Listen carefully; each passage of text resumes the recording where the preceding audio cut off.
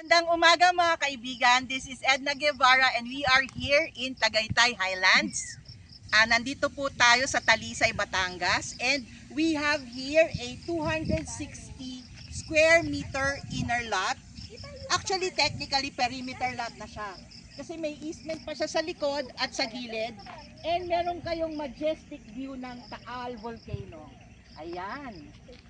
So dito sa lote na to, wala kayong problemahin sa mga posts kasi lahat ng utilities dito ay underground, and then pwede kayong maglaro ng golf and enjoy the privacy, the clean air, and also yung power address nyo which is close dito sa Tagaytay. So again, this 260 square meter lot is here in Tagaytay Highlands, and meron pa siyang easement at the back. And on the side, 26 square meters and 30 square meters. So if you are interested to put your money into good use, invest now.